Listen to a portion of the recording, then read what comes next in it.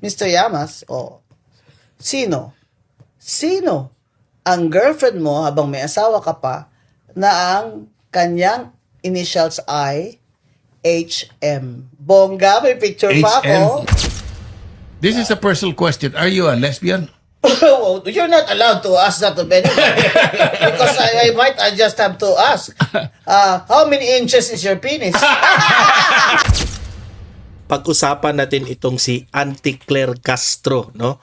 Na nakiusap siya na bigyan raw ng isa pang pagkakataon itong si Bongbong Marcos. Nagpapatawa ka ba, Auntie Claire? Mamaya pag-usapan natin yan, ha? Give raw one more chance kay BBM. No, sorry. Pasensya ka na, Auntie Claire, ha? Ano na? Sawang-sawa na kami. Mamaya, magre-react tayo dyan. At itong pangalawang video na atin, yung una, magre-react tayo sa isang sinabi. Ngayon naman, itong video na ipapakita natin na pangalawang topic natin ay panoorin po natin itong si Attorney Rowena Guanzon sa isang podcast na kasama niya dito si Mon Tulfo. Ayan, grabe itong podcast na ito kasi prangkang-prangka po ang kanilang mga topics, okay? Walang halong plastikan, okay? So, yun po ang mga pag-uusapan natin ngayong araw na ito. Pero guys, bago ang lahat, help me po muna na i-like at saka i-share itong video na ito para guys, kakalat ito sa taong bayan. Okay? Sabay-sabay muna tayong mag-like and share sa Donmar TV. Itong video na ito, like and share. 1, 2, 3, go! Okay, naka-like and share na ba lahat? And also guys, sa mga bago pa lang dito sa aking channel, mag-subscribe na po kayo para lagi kayong updated sa ating mga balita. And at the same time, yung mga cellphone ninyo, ma-notify yan kung meron tayong breaking news, bagong uploads, o kung nagla-live ang ating channel. Ma-notify kayo lahat dyan. Kaya mahalaga po na mag-subscribe tayo sa Donmar TV. 1, 2, 3, go! Ayan, nakasubscribe na ba lahat? Okay. So, unahin muna natin itong sinabi nitong si Auntie Claire Castro. Yan ang sinabi niya, ha. Nung una kong nakita ito, sobrang tawa ko, guys. Ay, nako.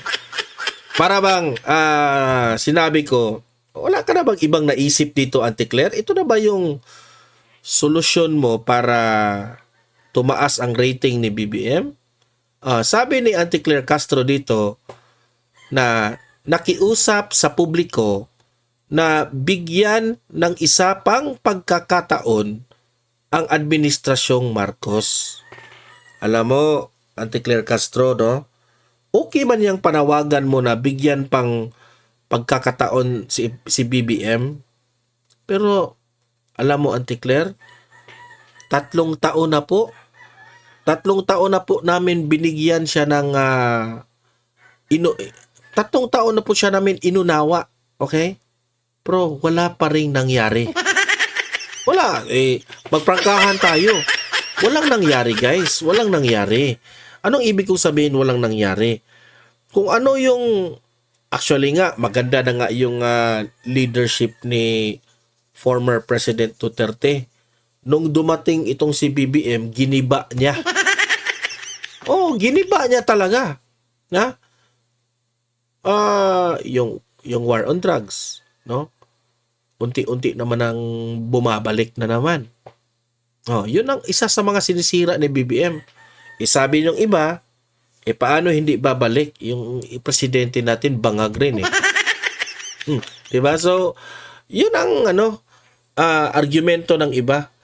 At the same time, maraming beses na ang taong bayan naniniwala sa mga sinasabi at mga promises ni BBM, ngunit hindi pa rin natupad. So hindi ninyo mabiblame ang taong bayan na ayaw nang maniwala sa administrasyong Marcos. Kahit anong panawagan mo pa, Auntie Claire, na bigyan mo pa ng isang pagkakataon, bla bla bla, ito yung gagawin. sukang-suka na po ang taong bayan. Ayaw nang maniniwala. Isa pa dyan, yung taong bayan, nafe-feel nila na parang hindi kaya ng presidenteng ito. Nafe-feel nila na hindi mapagkakatiwalaan itong presidenteng ito. Sila po'y natatakot every time meron po mga disasters. Merong lindol, bagyo. Para bang ito lang yung maibibigay na tulong ng presidente? Presidente ka ng Pilipinas pero hindi mo ginagamit lahat ng mga resources ng Pilipinas. Bakit mas nauna pang tumulong ang Vice President kaysa President? Na kung iisipin mong mabuti, ang Vice President, binawasan nyo na nga ng budget. 'Di ba? Ginipit nyo ng ginipit. Hindi nyo binigyan ng sapat na budget ang Office of the Vice President para magmukha ang Vice Presidente na walang naitulong. Yun naman ang palakat ng mga loyalista. Wala raw nagawa si VP Sara. Syempre wala raw mga big project si VP Sara. Ganyan po kabobo at tanga ng mga vloggers nitong mga loyalista. Bakit nyo hahanapan ng malaking proyekto yung Vice Presidente na hindi nga inapprove ang kanyang budget? Binigyan lang siya ng maliit na budget. 'Di ba? Paano 'yan? Tapos tumiwalag na si VP Sara sa administrasyong Marcos. Hindi na po siya gabinete ni BBM. So, hindi talaga siya makagawa ng mga malalaking project. Ang sa kanya lang, bilang Vice President, umaasa lang siya sa kung ano at magkano ang ibibigay sa kanya na budget pera. Okay? So, syempre, maliit yung ibinigay sa kanya. Hindi nga umabot ng 1 billion. So, syempre, she has to concentrate the basic needs of the Filipino people. And what are these basic needs? Una, yung hospitalization. Alam naman natin, itong administrasyong Marcos, binawasan pa itong PhilHealth na pera. 'Di ba? Alam na natin kung anong nangyari diyan sa PhilHealth. Bilyones. Grabe yung ginawa nila, ha. Talagang ginahasa nila yung PhilHealth na yan. So, syempre si VP Sara, she will find an alternative. Paano? Magkano siya? Cash assistance for those mga pasyente na walang pang bayad sa kanilang gamot. Siyempre, alam naman natin sa PhilHealth, meron silang kaunting mababawasan sa bayarin sa ospital. Pero yung panggamot, walang programa yan sa sa gobyerno. Maybe you can have yung libreng gamot pero hindi yung mga quality at branded na gamot. Di syempre, yung ginawa ni VP Sara, kung sino yung hihingi ng tulong sa kanya, can give cash assistance to this mga pasyente. Yung mga sa paaralan, di ba? Ginawa yan ni VP Sara. Namimigay sila ng mga kasangkapan sa mga estudyante natin, mga bags, kung ano-ano. Mga libro na pwede nilang basahin. At many more, no? Yung mga libreng sakay, ano pa? Ang daming mga tinulungan si VP Sara, yung mga agarang tulong sa bagyo, lindol, lahat-lahat na. Okay? So, nakikita natin ang diferensya ng Pangulo at yung Vice President. Kaya wala na pong gusto sa mga ginagawa ng presidente. Now, ngayon, kung mananawagan ka na bigyan pa ng isa pang pagkakataon itong si BBM, Auntie Claire, ito ay isang pag-amin mo at pag-amin ng Malacanang na palpak kayo. Di ba? Kasi sabi nyo, bigyan pa ng isang pagkakataon, meaning to say, nag-failure kayo. Di ba? Kung nag-fail kayo, so, bigyan pa ng isang pagkakataon para yung failure nyo, maayos nyo. Parang ganun yung sinabi mo, di ba? Kasi, bigyan nyo pa ng isa pang pagkakataon si BBM. Ayaw na namin, Auntie Claire. Kahit itong si BBM ay gawin niya ang lahat ng makakaya niya para lang sa bansa natin, no? Kung hanggang dyan lang talaga ang utak mo, kung hanggang dyan lang talaga ang kaya ng isang tao, dyan lang talaga yan. Yun ang masasabi ko, Auntie Claire. Kaya wala kaming tiwala na sa presidente kasi ang kakayanan niya, yun lang talaga, hindi na yan aapaw pa. Di ba? So, itong mga pinagsasabi mo, Auntie Claire, parang nagpapakaawa ka na lang. Kinain mo rin ang mga sinasabi mo. Kinain mo rin ang inyong mga kayabangan. At the end of the day, mananawagan ka lang pala. Nabigyan pa ng isang pagkakataon. Wala na, Auntie Claire. Ayaw na namin. Sa totoo lang. Okay? So, kayo mga audience ko dito sa Donmar TV, anong masasabi nyo dito sa statement ni Auntie Claire na nananawagan siya na bigyan pa raw natin ng isa pang pagkakataon itong si BBM? Dapat pa bang bigyan natin? Ilatag nyo ang inyong reaksyon. Komento. Okay? Sa comment section, basahin natin yan. Tingnan natin kung ano magiging reaksyon ng mga audience dito sa Donmar TV. Sila pa ba'y tiwala kung bigyan pa ng isa pang pagkakataon? Di ba? Ibigay na natin sa tao ang opinion. Okay? At ito, ang hinihintay ninyo, panoorin po natin itong isang interesting interview, no? Galing dito sa isang podcast na present po itong si Attorney Guanzon at itong si Moon Tulfo. Okay? Tingnan natin kung sinong mas malakas sa kanilang dalawa, kung sa bardagulan at pang-insulto o kung ano-ano. Makinig po tayo sa kanilang topic kasi mas maganda pa itong pakinggan compare dito sa mga podcast ni o yung vlog ni Hidarian. Walang laman yun eh. Plastikan yun, walang mga argumento, mga profesor raw. Mga title lang nila ang mga magaganda pero mga bobo rin. Walang argumento. Eto, panoorin natin kasi nandito po si Moon Tulfo. Okay? Play, panoorin natin.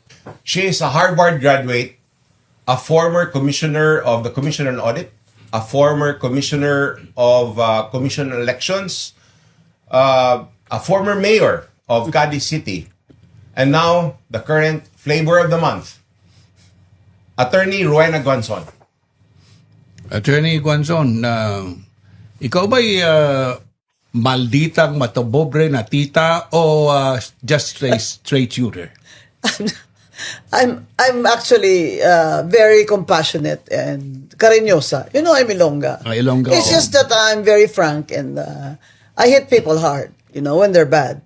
Yeah. And thank you for inviting me here, Mon and Clint. Of course, I can't say no to Attorney Clint Aranas. That's why Ilonggo. he knows my family. He knows we are very compassionate people. Yeah. Oh, we help the poor. We're also very famous for honest public service. Di ba, Clint? Yes. Marami nagsasabi na kaya ka raw matapobre because you belong to the landed gentry in Negros. Well, Sindera. I'm not matapobre at all. I went to UP. And I was raised in the public schools.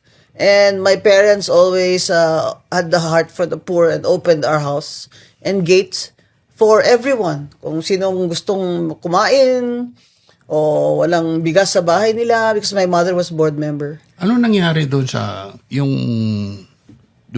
Rockwell na naging controversial ka? I don't know, somehow all these irritating people find me, in these public places.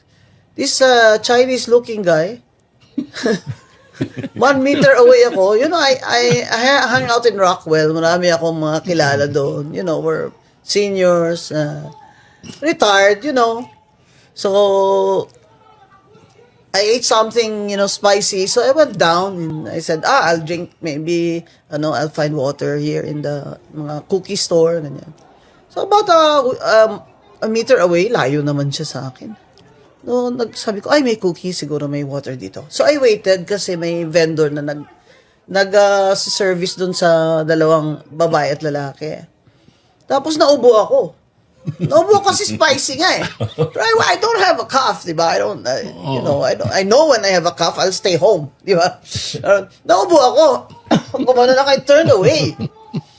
Tapos may witness ako. Oo, si Johan. Johan, yung name niya. And also there's this waiter. Siya doon, seller siya There's doon. another waiter with the test who actually went viral. Nag-video din sila. They saw me, turn around na eh. Tapos ginanong pa ako, excuse me, would you do that? Would you touch my shoulder and say, excuse me, you're coughing. You should leave. Ganon. Bongga. Parang, what? Sabi ko sa kanya, I couldn't believe it. Parang, what? Are you a doctor? Sabi niya, no. Are you Chinese? Sabi ko. Sabi niya, it doesn't matter. You should go home. Sabi ko sa kanya, nakita ko yung asawa niya may mask. Sabi ko, if you are sick, you should stay home. You're the one who should stay home. Nakilala mo sila? Hindi. Eventually, Hindi. I think. Eventually? After na. But Ano I don't bang, think he knew me kasi sinabi ko pa, you should apologize. Ang daming tao dito, ha? You should apologize. Do you live in Rockwell? Sabi pa niya, yes. Sinungaling talaga. Saan ba siya Not nakatira? pala from Rockwell. Sensya na kayo, talaga hindi talaga siya taga Makati. Ayoko na sabihin yung town, baka magalit sila sa akin. Pero talagang sinungaling na ewan, atrebido, di ba, kung sa Ilonggo pa. Because of this, ang dami mo online bashers. Kasi parang ang dating nun, parang matapobre. Hindi, kasi ending na yun eh. Nung sinabihan niya ako na, I said, you're the one who should leave. Apologize to me. No, I don't care who you are, sabi niya. Ang lakas pala ng loob kasi yung asawa, abogada. That's why. Which I learned only later. Siyempre, ang abogada, nakilala niya na ako. Kasi hindi naman ako, I'm everywhere. And she's the one who kept on apologizing. But I said, no, dapat ano. Sinabi ko pa, ladies and gentlemen, sabi ko pang ganun. Sa mga naka-Dunkin Donuts ko doon ng mga kompanyeros.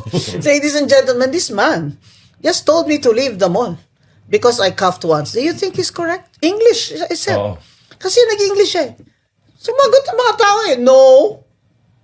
Yeah. Ang sakit ng tingin sa kanya ng mga tao doon eh, hindi niya magets eh. Sabi ko sa guard, you bet, tawagin mo yung chief security. Dalhin ito sa opisina. Doon na lang kami magtatalong dalawa. Naging... Nilapitan pa ako, Mon. Kaya ako nagalit talaga. Sabi pa ganun. He moved forward and said, Really?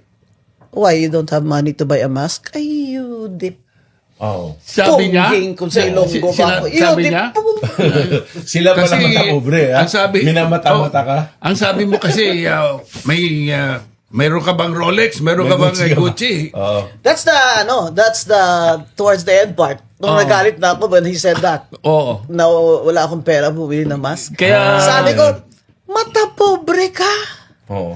That's why. Pinang ina. He whispered. I could not believe that he would say it to me, no? Mata pobre ka, pinang ina, wala kang Rolex. Oh. Bakit mo binanggit yung Rolex at Gucci? Kasi tinignan ko siya eh. Ha? Alam mo, very spontaneous tong utak ko eh. Oo, You know, I don't lie. Oo. Tinignan ko siya, tumata pobre ito. Nagmamalikin ito sa akin. I noticed that you're wearing a Rolex watch. You know, binabaligtad naman nila eh. Di ba? Kasi wala sila doon. But they should listen to that guy na vendor siya doon or may-ari siya doon ng isang store. Na sinabi niya, nandun ako eh. Huwag kayong mag-judge. Nakatalikod na si Attorney Guanzon eh. Nung umubos siya, hindi naman sila inubuhan. Ang layo nila eh. Ang layo ko eh. Ba't naman ako lalapit doon sa mga tao, di ba? Ano yun? may nagsabi na ano yun? May sale, di ba? yung demanda mo, ano pang demanda mo sa kanila? Unjust vexation. Saka Unjust grave oral vexation. defamation. Have you filed it already? I already filed it with the police. I see. Tinatapos lang yung Christmas party. Pero Then, grabe yung ano ko. Bibigyan mo pala sila New Year's gift. Pero grabe yung yung blood pressure ko. I nearly had a stroke. Tumaas? 180 over Of 120. course. Wow, kadelikado. So the medics did not let me go to the police station until I stabilized.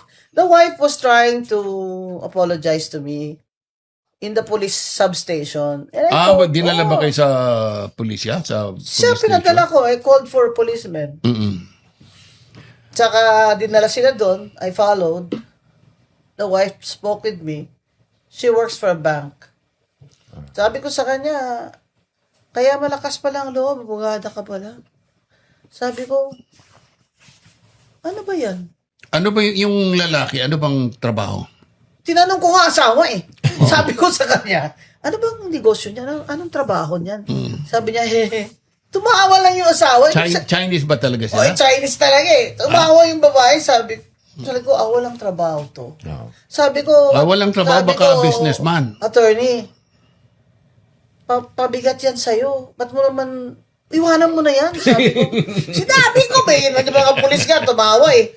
Sabi niya, attorney, kasal na po ako. Pabigat yan sa'yo eh. Sabi ko, pero mo pa mag-apologize to yung asawa niya, dinidilatan pa niya ako. Hindi, take a crown! Kaya yung mga Ilonggo, natatawa talaga kasi kilala nila ako eh. They've known me since I was mayor. They know na you cannot do that to me. You cannot touch my shoulder and say, get out of here. Buti nga, hindi ko na siya i-straightan nung ginanong talaga ako eh. Hindi naman ako ganyan ka physically violent. Hindi naman. Siyempre nagalit ang lola niyo, di ba? Of course, it was rude, no? Na they had to tap you. They could have just said, excuse Attorney, me. this is a personal question. Are you Siyempre, galit lola niyo, di ba? High Yeah. blood nga eh. This is a personal question. Are you a lesbian? Well, you're not allowed to ask that of anyone. Because I just have to ask, how many inches is your penis? I like that.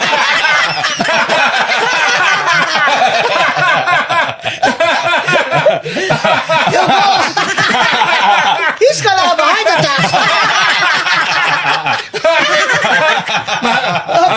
Next question. Mas malaki. Mod, yung comment. Ikaw muna. Tinabahan ako eh. Ikaw naman. Yung comment mo, nasa kapatid mo, yung kapatid mo na nagbigay ng tip na 350,000. Bongga yun. 250 daw yung chismis. 250. Oh, laki naman tip Lasing yun. kasi, lasing. Baka Lasing. hindi nga worth 5,000 pesos yung babae. Alam ba ng asawa niya na Baka nag-tip lasing- siya? Ay, palagay ko ginulpi siya. Oh, grabe siya. Ikaw naman magtanong. Hindi siya dapat ganun, di ba? Senador siya. Ikaw naman magtanong. Niyari ako.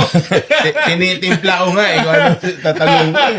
No, parang nawala ako sa ano. Uy, kalamay. Tanong mo kalamay.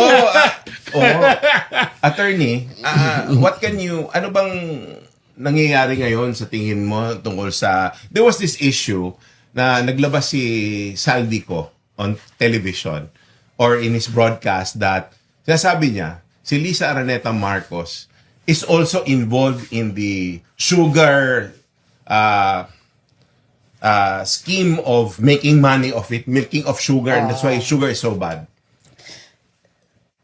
All these talks stem from the fact that Martin Araneta, her brother, Oh, the is very visible in the Bureau of Customs, in, I heard also the Department of Agriculture, and we're very sensitive sa sugar, Mon, kasi dyan ang kabuhayan namin Yes, eh. oo, sa Hindi lang Negros. yung mga landowners, yung mga tao namin, di ba?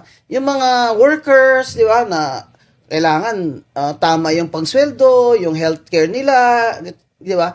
Ngayon, pag bumagsak ang sugar industry, ilang hundreds of The whole thousands na laborer yan. community is affected. Oo, nangyari na yan sa amin noon, ng time ni Ferdinand Marcos Sr. Nangyayari ulit ngayon. Oo, ngayon, sulat kay BBM through Secretary Cho Laurel na pati mga mayor sumulat. Yung mayor ko doon, si Bading Escalante, nakita Oo. ko perma niya, no?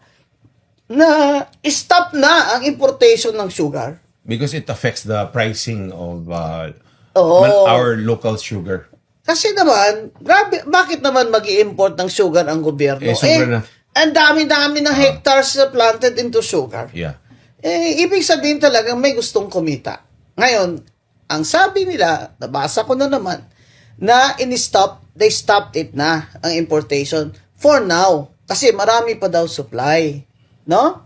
Pero may smuggling. Yeah. So, ang point namin na mga taga-Negros is, we have to protect the sugar industry kasi dyan ang kabuhayan ng mga tao namin. Siguro 70% of the income ng mga tao sa Negros galing sa sugar. So, from the planter to the admin to the truck drivers to the yung nag-fertilizer, nagtatanim, lahat 'yan nakasalalay That's po true. sa negosyo sa presyo ng asukal. Ngayon, pag nag-smuggling sila, yung mga kasabwat dyan sa gobyerno, di syempre, mababa yung presyo nila kaysa sa planter. Bakit kaya hindi mapigilan ni BBM yung asawa niya? Baka ma-black eye siya eh. Di ba? Pansin mo mon, lagi siya sunglass. Ako, pag nagsasunglass, Tama. pag mag-sunglass si BBM, sabi ko talaga, naku, Nasuntok na. Kailan ba siya nakita? round 3, yung gano'n na. Kailan mo nakita nga Logi kayo. Palagi? Logi kayo naka-sunglass yun, ha? Hindi ko alam kung Versace yun, pero dapat mag-Versace ka, di ba? Yung bongbong, yung president, di ba? Parang, Pero para makapag-smuggling, I think kailangan yung tao na nag-uutos ng smuggling na yan powerful. Kasi masyado industry itong kinakalaban mo eh. at saka hindi ka pwedeng mag-smuggling dyan, hindi ka may kasabwat sa Yeah. loob, may patron ka. Kasi it's not simple. You're fighting against an industry. Yes, You're killing an industry. Dadaan ka pa sa customs, di ba? Dadaan ka pa sa DA. Kaya yung sinasabi ni Secretary Chu Laurel na it's okay. Okay na yan kasi in the first place, why did you allow it? Yeah. Parang okay na lang, ganun ba yun? It was Pero not, kailangan talaga, kailangan siguro natin talagang sugar. I mean, kulang yung domestic consumption natin. yung domestic supply, you mean? I'm sorry, yung domestic supply For kulang. now, the domestic supply is sufficient. Yun ang sinasabi ng sugar farmers na huwag na mag-import. Kasi wala namang nagbe-benefit eh. Magkano ang kilo sa ng sukal sa grocery. Pero kung kahit ibaba mo yan ng ilang peso, they won't feel the difference. 'Di ba? Not so much. But the landowners, the planters will feel it. 'Di ba? Yeah. Kasi syempre bulk eh. Pero yung consumer will not feel it so Yeah. much. May Yeah. bababa siya ng mga 2 piso, ganyan. It's the sugar planters. Yes. Pero sa importation, may kumikita doon. Nang sinabi mong visible si Martin Araneta, are we saying na si Martin is one of the smugglers? Ganun ba? Not really. Not really. Because nobody has accused him. Baka Yeah. naman na ginagamit lang yung pangalan niya. Anong tingin mo? I don't know. It's possible. But that rumor is too strong to be Yeah. false. You know? Kasi mayroon ako ilang beses kong binanatan niya sa column ko. Pero may nagsabi sa akin na masyado raw mabait. Katapos maraming people, his friends are taking advantage of him. Mabait si Martin Araneta. Sino mabait? Si BBM o si Martin? Baka si BBM. Ang mabait. I think hindi ako naniniwala na mabait si BBM. Kasi, bakit niya ginawa ito kay Sara Duterte? He begged her. He begged her to be his running mate. Or siya ang vice president kung tatakbo si Sarah president. Sarah slid down. There were only 4 people in that room. BBM, Were you there? no, person A, and Sarah. The person A told me. Oh. So, pinagbigyan ka na without even conditions kung kanino yung secretary of ganito, portfolio akin, ganyan. Wala daw demand si Sara Duterte. Tapos within 1 year, sinaksak mo na. Pinalitan mo yung speaker. Dapat si GMA yung speaker. Kasi ang gusto talaga ni Martin Luther King Romualdez, siya ang speaker because he wanted to be the next president. So, inintriga niya ngayon si BBM. Na yan, si Sara, sasaksakin ka niya, she's gonna topple you. Hello? Kung gusto siyang itapol ni Sara, why didn't she just run in the first place for president? Nandun na yun sa kanya, na silver, golden platter. Kasi lang, pag alam mo, pag nagko-cocaine, naprapraning. Paranoia. Paranoia is really a symptom Anong mga of signs na cocaine anong mga addiction. signs na nagko-cocaine si BBM? With apologies to those who have Tourette syndrome na mga PWD, ha? Oh. Tingnan itong Joe. Ah. Di ba, I became famous nung kampanya, may hawak akong Coca-Cola. Ah. May inom ako, tapos gumagano'n yung Joe. That's cocaine, Joe. Kita mo yung gritting of the teeth. Nag-grit yung teeth. That's cocaine. Di ba? Tsaka, kita mo naman yung itsura. Nung start nito, nung senador siya, I met him eh. Makinis pa siya noon and everything. Hindi siya ganyan. Hindi ganyan tsura niya. Pero ngayon, talagang eye bags and nagme-makeup na si BBM ngayon, nakita mo. May foundation na siya. He goes out every day reporting to us kung how much is the price of rice, how much is that. Oh. Very soon, BBM will be reporting to you kung ano ang state of the traffic. Para active. Inawa nyo naman reporter ang presidente niya. Pambira naman kayo, Auntie Claire. Ba't ka naman ganyan? Pero ang sabi nila, they blame the wife, si Lam, dito sa mga nangyayari. Well, Dahil parang sabi nila, under desire si BBM. Is that true? I wouldn't know, but he looks like he's the profile of a bro-beaten husband, right? And, Senator Amy Marcos, his sister, disclosed that in the rally sa INC na dalawa sila. Nagko-cocaine sila. Do you think yung At si revelation ni... Sandro, nagko-cocaine. Yun ang sabi ni Amy Marcos. Do you think that yung revelation ni Amy naka-apekto sa credibility ng presidente? Yung reputation ng Yeah. I first think couple? Amy's revelation put a period on everything, lahat ng mga questions sa ulo ng mga tao who care about our country. Natuldukan na parang, yun na. Ano magiging- You try to watch my PGMN episode since yesterday, it's still running now, when I challenged BBM to a hair follicle test. Because this is the only way na matigil to lahat. Sabihin lang, Take the test. ba't ayaw niya mag-test mo?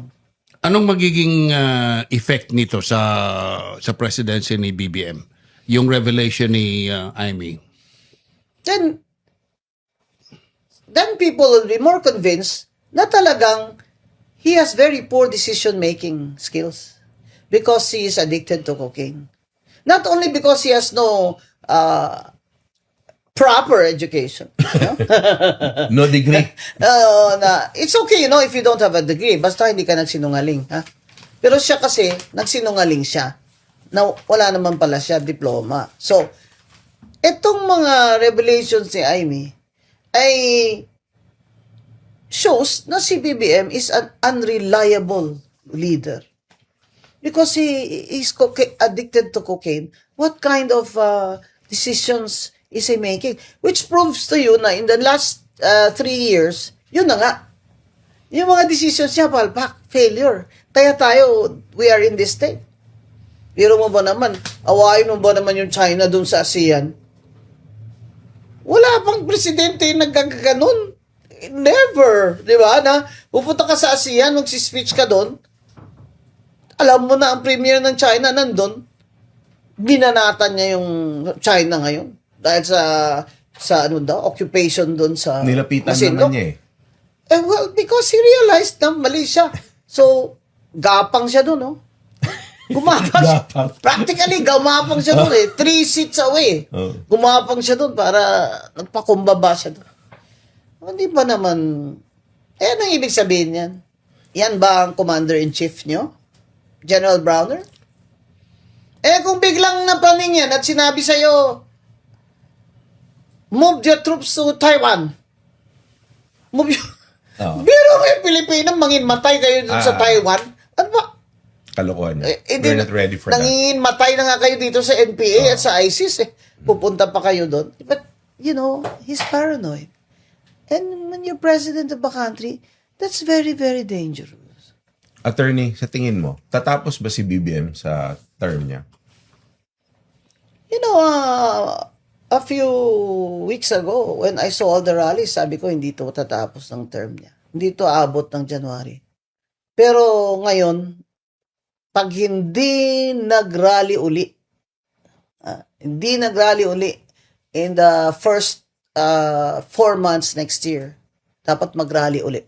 So that we will be in the international news. Kasi kung hindi, kampante na siya eh. Na Tatapos. akala niya Nag- na appease niya na tayo. Yeah, but he has the full support of the military. Maybe. What do you mean, maybe? Because Browner is the one speaking out. But is Browner the Supported. AFP? Yeah. Dati naman ganun Parang Kay ganun. Erap, di ba? Si Browner supporter, pero hindi mo alam kung ang AFP supporting Dapat dati the kay Erap. person declaring that. Kay Erap, dati ganun din naman eh. Last Lessons na yung, learned. last naman yung silang army. Nauna naman talaga ang mga pulis, sina Reyes, di ba?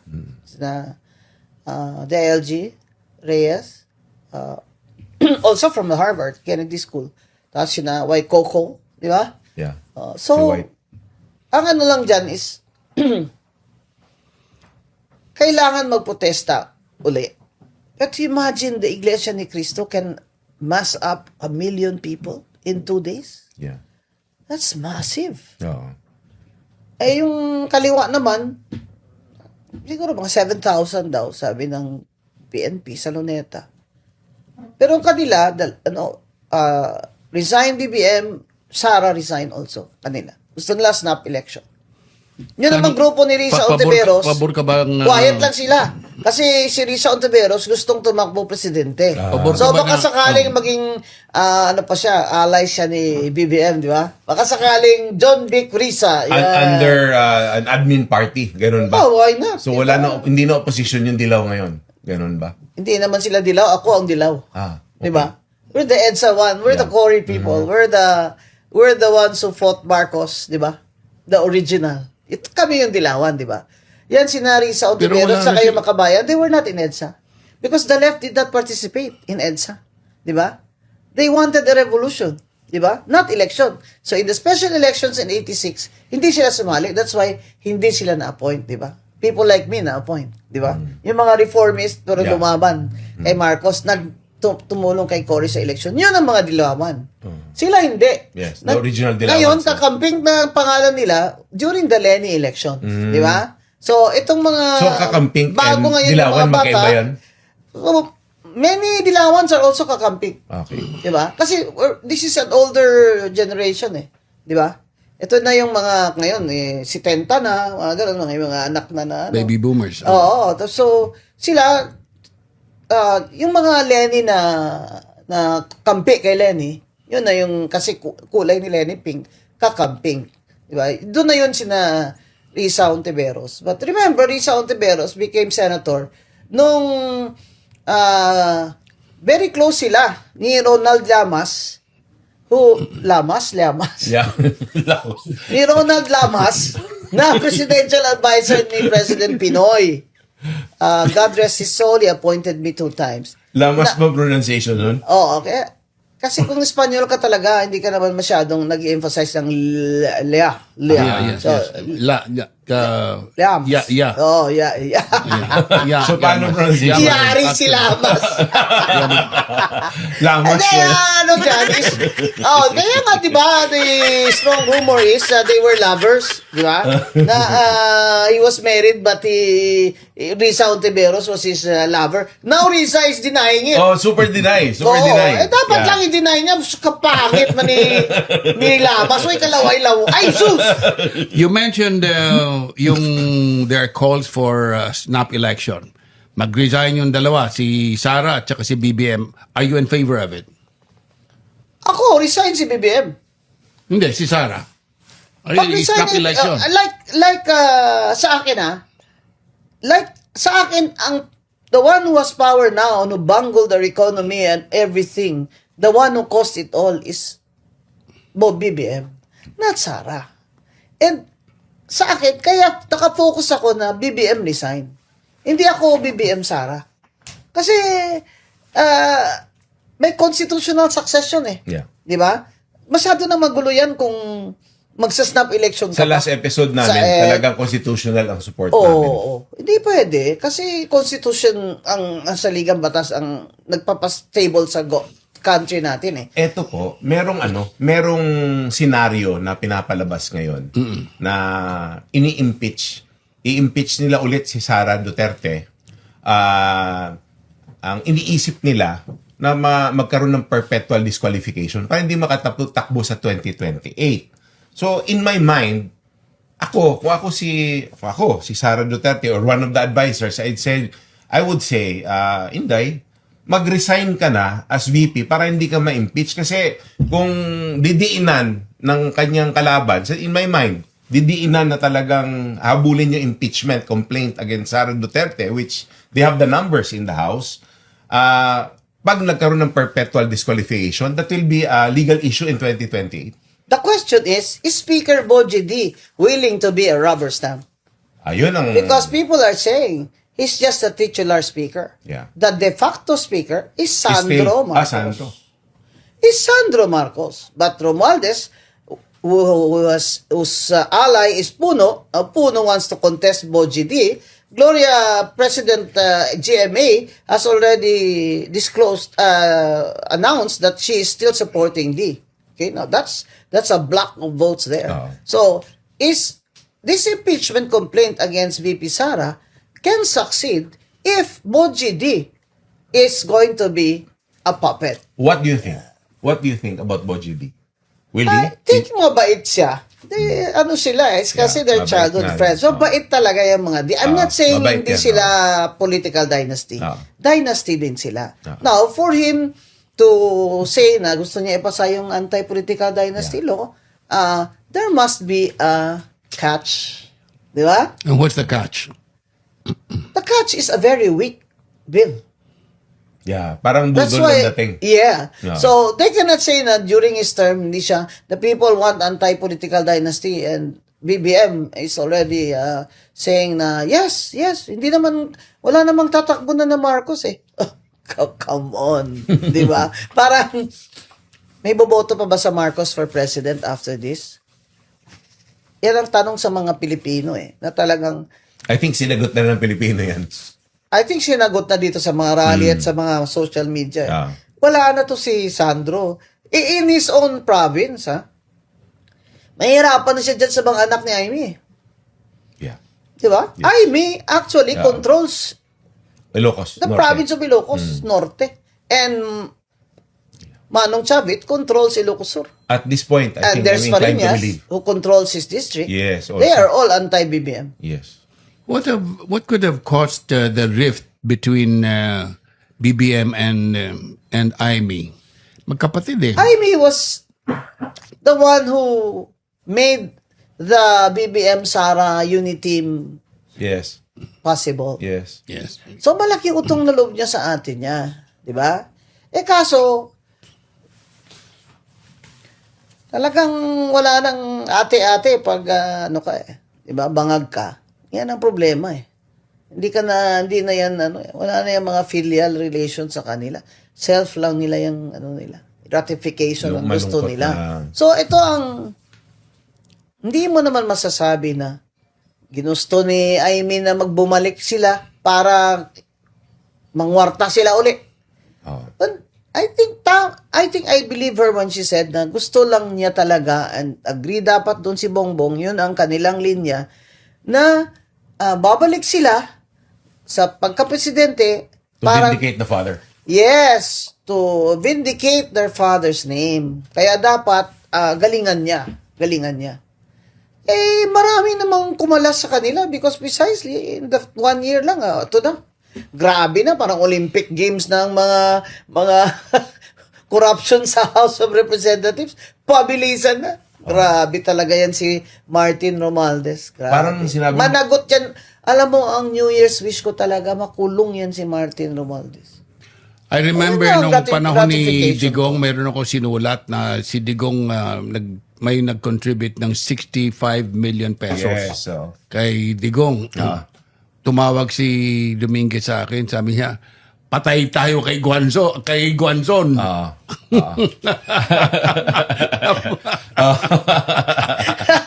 Isa ni Dominguez. Kasi at least both sides, they know, di ba? Na I have integrity. yes. Hindi naman noong panahon na yun na Palaban eh. pinapa-inhibit nga nila ako doon, di ba? Grace po, nung senador siya. Ngayon, pag senador, ayaw nakalabanin ng mga taga-Comelec eh. Kami noon, Senator Grace po, we said she's disqualified. She's not natural born. Di ba? Si Digong, pinapa-inhibit ako nung Aguirre. Yung nakapilo ka ba? Si Bit Aguirre. Pinapa-inhibit niya ako. Sabi niya, ang lakas ng loob niya. Tumayo doon na, move to inhibit. Tsura ng puto.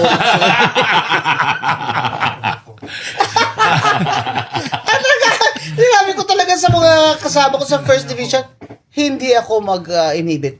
Ma'am, prepare the resolution, we will all sign it together. Yes. No. Ay, akala nila, In unison. nung kami kasi, ng panahon namin dyan, sige, atakihin nyo isa sa amin, we will circle the wagons. Di ba? That's true. Clint, masasabi ko ito, puputok yung sa takilya yung ating itong show na ito dahil dito. Sigurado. Hindi kasi mo, I'm at home sa inyo. I'm among friends, di ba? Smooth ka. Ngayon, sasagutin ba niya kung gaano ka ilang inches? Hindi na, kawawa naman yung ano niya, Hindi, yung self-esteem niya. Maikli pero makapal. Kawawa naman yung self-esteem mo. Diba? Ayoko masira yung self-esteem. Kasi si Ronald Lamas, sira daw self-esteem niya kasi wala siya Rolex. Sabi niya, napanood ko nga, sabi niya, naliit naman siya sa sarili niya. Oo. Wala siyang Rolex. Talagang ito nga New Year talaga. Masaya ka naman. Masaya. Pero good sport naman si Mr. Lamas. Llamas na sabi naman niya, buti naman napapansin siya ni Attorney Guanzon. Oo, pero ang pangit niya talaga. Tama lang na i-deny siya ni Risa. Dinideny naman. Oo, tama lang, Senator. So we agree with that, I-deny mo yan. Senator Hontiveros. Oo, i-deny mo yan. Ganyan kapangit, kinuho ko. Diba? Ano ba, advice siya? Advice. Dapat lang, diba? Grabe. Parang, If you want to win as the next president, di ba? oo, kasi yan si Llamas, yan talaga siya ang Akbayan King. Kaya when he belittled me, it was a sign for all these Akbayan people to attack me in the social media. So that's why we retaliated. When we retaliated, hindi niya na kinaya. Surrender siya. Kinalkal namin lahat. Ito pa, Mr. Llamas, Sino ang girlfriend mo habang may asawa ka pa na ang kanyang initials ay HM? Bongga, may picture pa ako. Oo. Siya ang blind Ito item yung na yun. blind item. Ito dapat sumama sa atin. Blind item. Ronald Llamas, happy-happy lang tayo, ha? Happy-happy, di ba? Kaya ikaw, you should have research na pag ako inalaban mo ako in public, you should be prepared. Nahuhubarang ka talaga namin. Wala, I have nothing to lose. I am not in public office. I am not poor. I am not ugly. Di ba? I'm not ugly like you. Diba? Ako titirahin mo? Eh, ikaw Inamin naman niya lahat. you are married. Oh, di ba? You are ugly. You don't Tapusin have na a natin ako dahil Rolex. Oh. naiihina ako. Naiihina ako sa, ano ito, sa tawa. Pwede ho ba ako magtanong ng bardagulan questions sa iyo? Ito lang is mabilis na sagot mo on the pangalan na babanggitin namin ni Tito Mon. Pwede ba tayo noon? Describe. Describe. Unahan ko, Tito Mon. Oh. Bongbong Marcos. Bangag.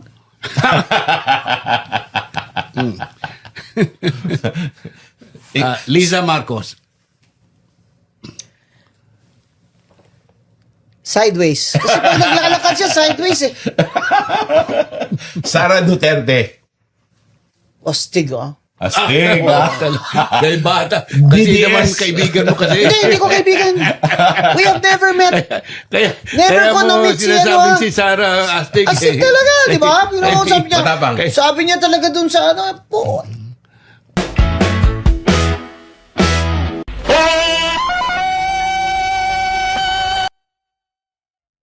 Of course, hindi kumpleto ang New Year celebration kung wala tayong blind item from the BI King. Blind item. Abangan nyo.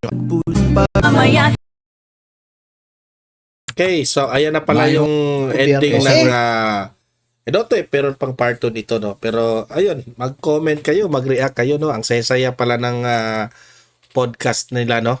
So, ayan, halos nasabi lahat ni Atty. Guanzon ang dapat sabihin. Ayan, laglag sa upuan itong si Montulfo at nahulog sa banatan itong si Llamas. Okay, so paki-comment po anong masasabi nyo kay Atty. Guanzon sa mga komento niya. At paki-like, paki-share itong video na ito para guys, kakalat ito sa taong bayan. At sa mga first time dito sa aking channel, mag-subscribe na po kayo. Libre lang ang mag-subscribe, walang bayad yan, okay? Updated pa kayo sa ating mga trending na balita. Guys, see you in my next video. Have a great day, have a great night. God bless po sa ating lahat. Mabuhay ang Pilipinas. God save the Philippines. Bye-bye.